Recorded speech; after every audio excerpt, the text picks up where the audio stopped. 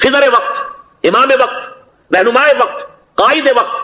خلوت دشت حجاز، حجاز کی صحرا کی کسی خلوت گزینی سے نکل کر باہر آئیں گے۔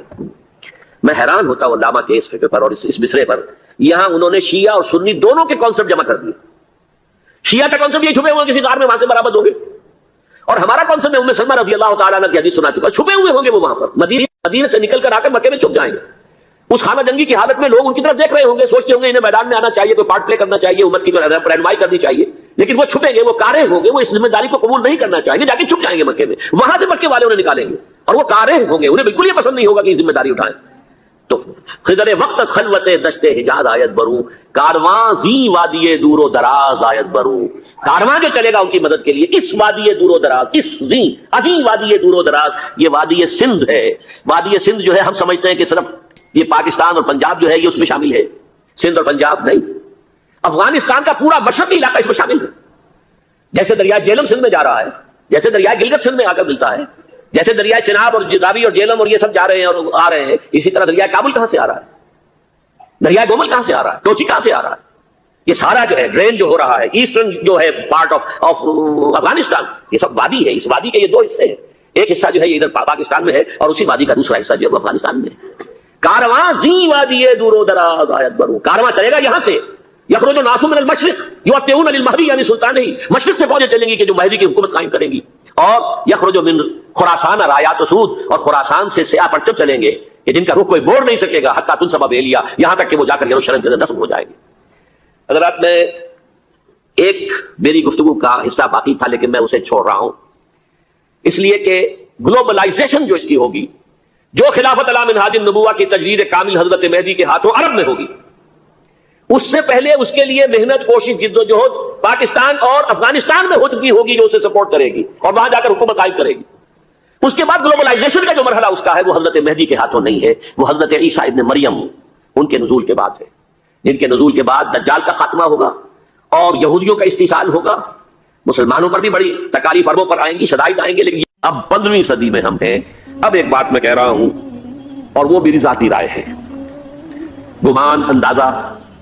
اس میں مجھ سے اختلاف کرنے کا ہر ایک کو حق ہے۔ میرے نزدیک 15ویں صدی ہجری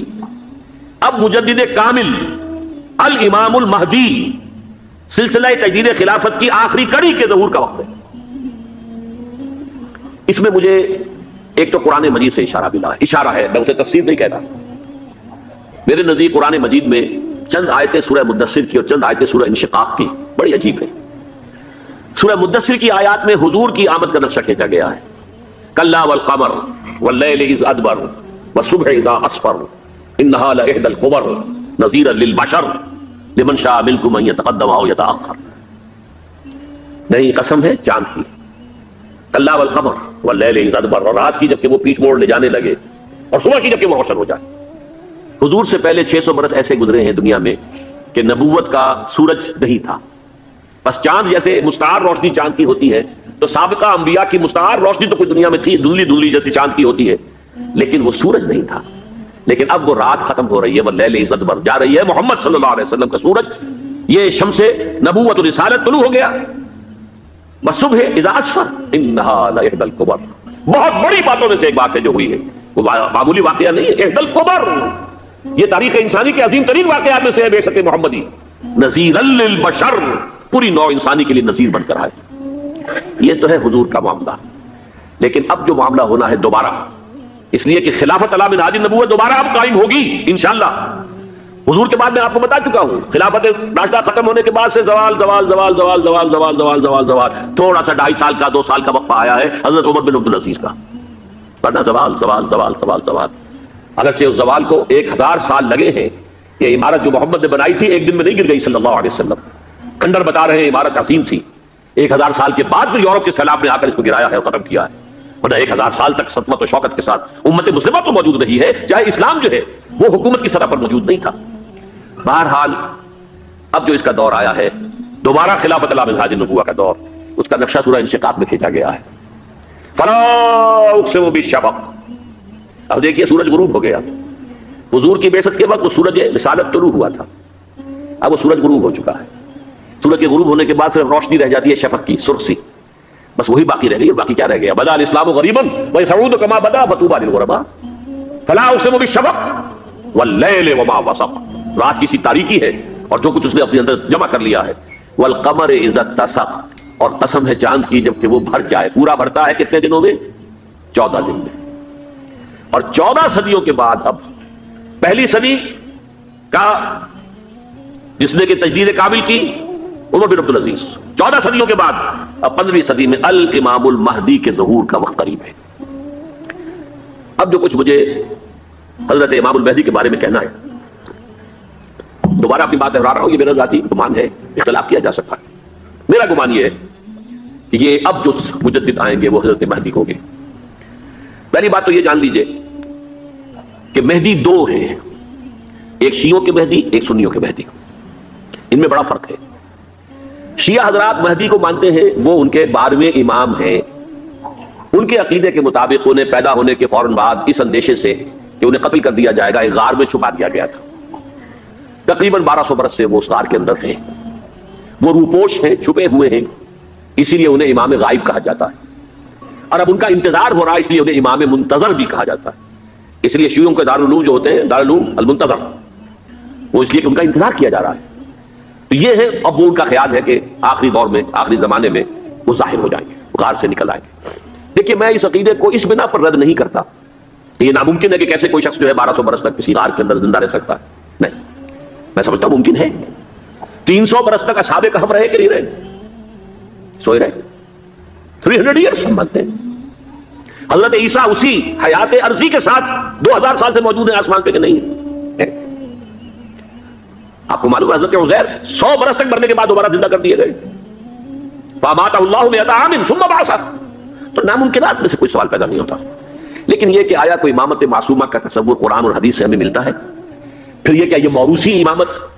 کہ حضرت علی کی نسل جو حضرت فاطمہ سے چلی ہے اسی میں یہ امامت ہوگی؟ اس کے لیے ہمارے پاس کوئی دلیل نہیں ہے، ہم اس کو تسلیم نہیں کرتے۔ ہم تو سمجھتے ہیں کہ معصومیت ختم ہو گئی محمد رسول اللہ صلی اللہ علیہ وسلم پر، خاتم المعصومین ہے محمد رسول اللہ۔ اب ان کے بعد تو اجتہاد ہے اور خلافت ہے، عام معاملات میں اجتہاد ہوگا، نظام خلافت کا ہوگا۔ تو ہمارے نزدیک جو میں جس مہدی کا نام لے رہا ہوں وہ مہدی ہیں جو ایک مجدد ہوں گے، جیسے کہ مجددین کے نام میں نے آپ کو گنوائے ہیں، مجدد الفسانی ہو، شاہ ولی اللہ ہو، سید احمد بریلوی ہو، شیخ الہند ہو، ایک ہوں گے انسان جو پیدا ہوں گے انسانوں کی طرح عام طور پر اپنی عمر کو پختگی کو پہنچیں گے، پھر وہ سامنے آئیں گے منظر پر، پھر وہ کام کریں گے، قیادت کریں گے، عرب میں ان کا ظہور ہوگا۔ دوسری بات یہ نوٹ کر لیجئے حضرت مہدی کے بارے میں، ہمارے ہاں احادیث کے جو مجموعے ہیں، مجھے ٹاپ کے 2 مجموعے ہیں، ان میں کہیں حضرت مہدی کا ذکر نہیں ہے، نہ صحیح بخاری میں نہ صحیح مسلم میں، لیکن ہم اسے نظر انداز نہیں کر سکتے کہ صحائح ستہ کی بقیہ 4 کتابوں کے اندر موجود ہیں، لہذا نظر انداز نہیں کر سکتے، اگنور کرنا ممکن نہیں ہے۔ اب اس میں میں چاہتا ہوں کہ کچھ حدیثیں آپ کو میں سناؤں جن میں حضرت مہدی کا تذکرہ کیا گیا ہے۔ پہلی ہے وعن عبداللہ بن مسعود قال قال رسول اللہ صلی اللہ علیہ وسلم، حضرت عبداللہ بن مسعود سے روایت ہے، وہ فرماتے ہیں کہ حضور نے ارشاد فرمایا لا تذهب الدنيا حتى يملك العرب رجل من اہل بیتی، یہ دنیا ختم نہیں ہوگی جب تک کہ عرب پر میرے اہل بیت میں سے ایک شخص کی حکومت قائم نہ ہو۔ اور آپ کو معلوم ہے کہ آج تک عرب پر حضور کے اہل بیت کی کوئی حکومت قائم نہیں ہوئی، اور جب قائم ہوئی بھی تھی حضرت علی کو اگر شمار کیا جائے، اس لیے کہ حضور نے وہ جو مشہور واقعہ ہے کہ ایک چادر میں لے لیا تھا حضرت علی کو اور حضرت فاطمہ اور حضرت حسنین کو، اللہم ہؤلاء اہل بیتی، اے اللہ یہ بھی میرے اہل بیت ہیں، تو حضرت علی کی بھی حکومت منعقد نہیں ہوئی، پورے عالم اسلام پر ان کی حکومت نہیں تھی، اس لیے کہ شام اور مصر دونوں صوبے جو ہیں انہوں نے ان کی اطاعت قبول نہیں کی تھی۔ اس حوالے سے یہ معاملہ ابھی ہونا ہے۔ لا تذهب الدنيا حتى يملك العرب رجل من اهل بيتي يعاطي اسمه اسمي، اس کا نام وہی ہوگا جو میرا نام ہے، یعنی محمد صلی اللہ علیہ وسلم، اور ان کا نام بھی مہدی کا نام بھی محمد ہو، مہدی تو ان کا لقب ہے۔ یہ ترمذی میں بھی ہے، ابو داؤد میں بھی ہے، سنن ابی داؤد جامع ترمذی، بلکہ ابو داؤد میں ایک اور روایت ہے، قال حضور نے فرمایا لو لم يبقى من الدنيا الا يوم، اگر دنیا کی زندگی میں سے کچھ بھی نہ بچے سوائے ایک دن کے، لطول اللہ تعالی ذلك اليوم، تو اللہ تعالیٰ اس دن کو لمبا کر دے گا، حتى يبعث فيه رجلا مني، یہاں تک کہ میرے خاندان میں سے ایک شخص کو اٹھائے گا، من اہل بیتی، میرے اہل بیت میں سے، یواطئ اسمہ اسمی و اسم ابی ہے اسم ابی، جس کا نام میرے نام پر ہوگا، جس کے والد کا نام میرے والد کے نام پر ہوگا، محمد ابن عبداللہ کا نام ہوگا، اور وہ یملأ الارض قسطا وعدلا کما ملئت ظلما وجورا، وہ سرزمین عرب کو عدل اور انصاف سے اسی طرح بھر دیں گے جیسے کہ وہ ظلم اور زیادتی سے بھر چکی ہوگی۔ دوسری روایت ہے حضرت ابو سعید خدری رضی اللہ تعالیٰ عنہ سے، حضور نے فرمایا المہدی منی اجل الجبہۃ اقن الانف یملأ الارض قسطا وعدلا کما مرئ ظلما وجورا یملک 7 سنین رواہ داؤد، کہ مہدی مجھ میں سے ہوں گے بڑی روشن پیشانی والے اور بڑی کھڑی ناک والے، وہ زمین کو بھر دیں گے انصاف سے اور عدل سے جیسے کہ وہ ظلم سے بھری ہوئی ہوگی، اور وہ 7 برس تک حکومت کریں گے۔ عرب میں خالص خلافت علی منہاج النبوہ کا نظام حضرت مہدی کے ہاتھوں قائم ہوگا اور 7 برس تک قائم رہے گا عرب کے اندر، اس کا اگلا مرحلہ میں بعد میں بیان کروں گا۔ تیسری روایت ہے، اور اس کو میں اس لیے خاص طور پر سنا رہا ہوں کہ اس میں وہی الفاظ آئے ہیں جو میں نے ابتدا میں حدیث آپ کو سنائی تھی، اس کے الفاظ ہیں۔ عن ابی سعید قال ذکر رسول اللہ صلی اللہ علیہ وسلم بلاء یصیب هذه الامہ حتی لا یجد الرجل ملجا یلجا الیہ من الظلم۔ حضور نے ذکر فرمایا کہ ایک دور ایسا آئے گا انتہائی ابتلا اور آزمائش اور مصائب کا کہ کسی شخص کو کوئی سر چھپانے کی جگہ نہیں ملے گی اس ظلم سے اپنے آپ کو بچانے کے لیے۔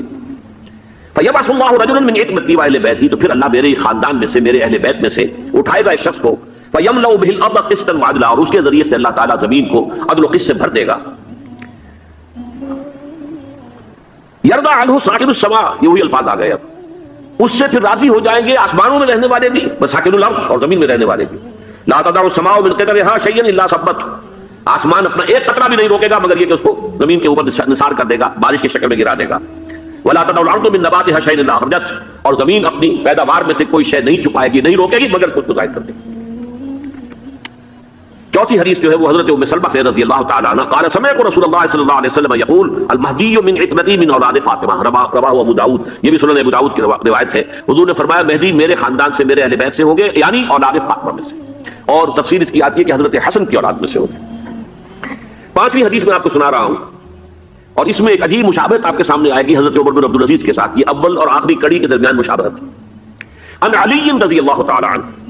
یہ حدیث جو ہے مسند احمد ابن حنبل میں بھی ہے اور سنن ابن ماجہ میں بھی ہے۔ قال قال رسول اللہ صلی اللہ علیہ وسلم المہدی منا اہل البیت یصلح اللہ فی لیلۃ،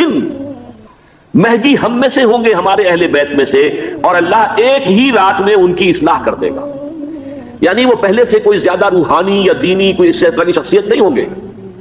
لیکن ایک ہی رات میں اللہ تعالیٰ ان کی سیرت و کردار کے اندر انقلاب عظیم برپا کر دے گا۔ جیسے کہ میں نے عرض کیا تھا آپ سے کہ عمر بن عبدالعزیز کی زندگی میں انقلاب عظیم آیا، خلافت کا بوجھ پڑتے ہی کہاں وہ خوش باش اور خوش لباس اور خوش خوراک، وہ شہزادہ ٹاٹ باٹ والا جاگیر والا گورنر کا بیٹا اور خود گورنر، اور کہاں یہ کہ اس کی وہ درویشی جو میرے نزدیک واللہ عالم ڈرتے ڈرتے کہہ رہا ہوں میرے نزدیک وہ حضرت ابو بکر، حضرت عمر اور حضرت علی کی درویشی کو بھی مات دے گئی، لیکن کنٹراسٹ بہت شدید ہے، وہاں جو بھی کچھ تھا وہ تدریجاً آیا تھا، ہوتے ہوتے ہوتے اور یہاں سڈن آیا۔ چھٹی حدیث عن انس سمعت رسول اللہ صلی اللہ علیہ وسلم یقول نحن ولد عبد المطلب سعادت اہل الجنہ، ہم عبد المطلب کی جو اولاد ہیں اور نسل ہیں، ہم جنت کے سردار ہیں، اور پھر آپ نے نام گنوائے ہیں، انا وحمزہ وعلی وجعفر والحسن والحسین والمہدی، میں خود اور حضرت حمزہ بنو عبد المطلب میں سے، عبد المطلب کے بیٹے، اور علی اور جعفر حضرت علی کے بھائی جعفر طیار، اور حسن اور حسین حضرت فاطمہ کے لخت جگر حضرت علی کے بیٹے، والمہدی، اور آخر میں جا کر پھر مہدی۔ اب میں آپ کو ایک حدیث سنانے چلا ہوں، اس میں ایک عجیب نقشہ سامنے آتا ہے کہ یہ مہدی جب ظاہر ہوں گے تو کس طور سے ظاہر ہوں گے، ان کے ظہور کی کیفیت کیا ہوگی، کیف یظہر۔ یہ روایت ہے حضرت ام سلمہ سے رضی اللہ تعالی عنہ، حضور کی زوجہ محترمہ ہے، فرماتی ہیں ام سلمہ عن النبی صلی اللہ علیہ وسلم قال یکون اختلاف عند موت خلیفۃ، حضور نے فرمایا ایک خلیفہ کی موت پر اختلاف واقع ہو جائے گا، خانہ جنگی ہو جائے گی۔ فَيَخْرُجُ رَجُلٌ مِنْ أَهْلِ الْمَدِينَةِ هَارِبًا إِلَى مَكَّةَ، پھر مدینے کے لوگوں میں سے ایک شخص نکلے گا، بھاگے گا اور جا کر پناہ لے گا اور چھپ جائے گا مکے میں۔ فَيَأْتِيهِ نَاسٌ مِنْ أَهْلِ مَكَّةَ، پھر اس کے پاس آئیں گے اہل مکہ کے لوگ، فَيُخْرِجُونَهُ، اور اسے نکالیں گے، جہاں وہ چھپے ہوئے ہوں گے وہاں سے نکالیں گے، وَهُوَ كَارِهٌ، اور وہ بالکل اس کو پسند نہیں کر رہے ہوں گے، نہ وہ خواہش مند ہوں گے کہ ان کو ہاتھ پر بیٹھ کی جائے، نہ وہ یہ چاہیں گے کہ وہ میدان میں آئے اور ان کو جو ہے اپنا لیڈر مانا جائے، وَهُوَ كَارِهٌ فَيُبَايِعُونَهُ بَيْنَ الرُّكْنِ وَالْمَقَامِ، لیکن لوگ جو ہے پھر اصرار کے ساتھ ان کے ہاتھ پر بیعت کریں گے رکن اور مقام کے درمیان۔ رکن وہ کونا ہے خانہ کعبہ کا جس میں حجر اسود لگا ہوا ہے، اور مقام ابراہیم جو ہے، ان دونوں کے مابین جو یہ علاقہ ہے یہاں پر وہ بیعت ہوگی۔ وَيُبْعَثُ إِلَيْهِ بَعْثٌ مِنَ الشَّامِ، ان کے خلاف ایک لشکر بھیجا جائے گا شام سے، نہیں کہا جا سکتا کہ باسی حکومت اس وقت کی جو ہے اس کی طرف سے کوئی مسئلہ اس طرح کا اٹھ کھڑا ہو، اس لیے کہ ابھی تو بہرحال باسی حکومت وہاں ہے. فَيُخْسَفُ بِهِمْ بِالْبَيْضَاءِ بَيْنَ مَكَّةَ وَالْمَدِينَةِ، لیکن اللہ تعالیٰ اس لشکر کو مکے اور مدینے کے درمیان وادی بیضاء میں دھسا دے گا زمین کے اندر پورے کے پورے لشکر کو. فَإِذَا رَأَى النَّاسُ ذَلِكَ، جب لوگ یہ دیکھیں گے اتنی بڑی نشانی ظاہر ہو گئی، أَتَاهُ أَبْدَالُ الشَّامِ وَعَصَائِبٌ من العراق فَيُبَايِعُونَهُ، اب شام سے سارے کے سارے جو اولیاء اللہ ہیں وہ بھی آئیں گے، اور عراق سے جوک در جوک لوگ آئیں گے اور ان سے بیعت کریں گے. وَيَعْمَلُ فِي النَّاسِ بِسُنَّةِ نَبِيِّهِمْ، پھر وہ عمل کریں گے لوگوں کے مابین، حکومت کریں گے اپنے نبی کی سنت کے مطابق. وَيُلْقِي الْإِسْلَامُ بِجَنَانِهِ، اور اسلام اپنی گردن زمین پر ٹکا دے گا. وَالْأَرْض فِي الْأَرْض، زمین میں. فَيَلْبَسُ 7 سنین، پھر وہ 70 برس تک حکمران رہیں گے، 7 برس تک حکمران رہیں گے. ثم يتوفى، پھر ان کا انتقال ہوگا. ويصلي عليه المسلمون، اور مسلمان ان پر نماز پڑھیں گے. یہ جو میں نے آپ کے سامنے نقشہ کھینچا ہے، اس سے اب میں ایک نتیجہ نکالتا ہوں. اسے بھی میرا گمان کہیے، اختلاف بھی کر سکتے ہیں آپ، اگر اس کو وزنی سمجھے تو قبول بھی کر سکتے ہیں. وہ یہ ہے کہ میرے نزدیک شاہ فہد کے انتقال پر لا محالہ یہ صورتحال پیدا ہو جائے. ولی عہد وہاں ہے عبداللہ بن عبدالعزیز. امریکہ کو وہ پسند نہیں کرتے اور امریکہ انہیں پسند نہیں کرتا. یہ بالکل تشخص بام ہے. امریکہ نے لازماً جس طریقے سے اپنے پنجے گاڑے ہیں سعودی عرب کے اندر، اپنا فوجی اڈا بنایا ہے، تو آسانی کے ساتھ وہاں سے اپنے پنجے ہٹانے کے لیے تیار نہیں. ایک حدیث میں آتا ہے قرن الشیطان، نجد سے شیطان کا سینگ برآمد ہوگا. وہ شیطان کا سینگ ہے، جو میزائل وہاں پر لگے ہوئے ہوں گے اس وقت، در حقیقت وہ سارے کے سارے جو ہیں وہ شیطان کے سینگ ہیں. بہرحال کوشش وہ کرے گا کہ جیسے کہ اس نے جارڈن میں کیا،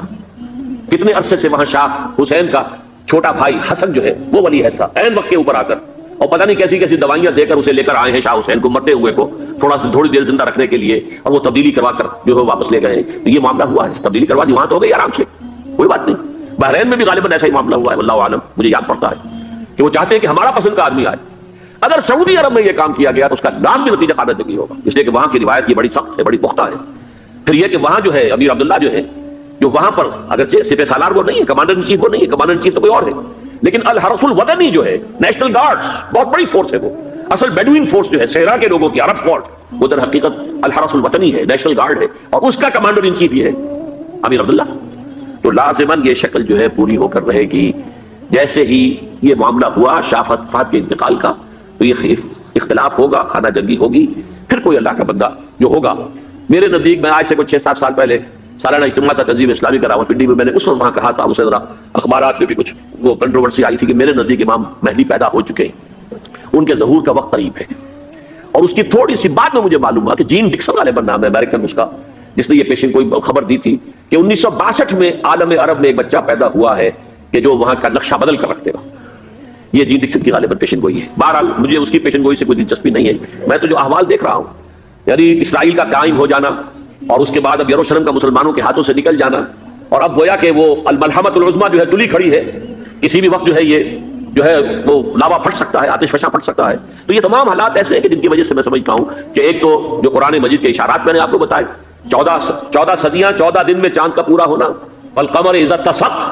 14 دن میں 14ویں کا چاند. اسی طرح یہ 14 صدیوں کے بعد یہ صدی جو 15ویں صدی ہے، یہ در حقیقت ظہور امام مہدی کی صدی ہے.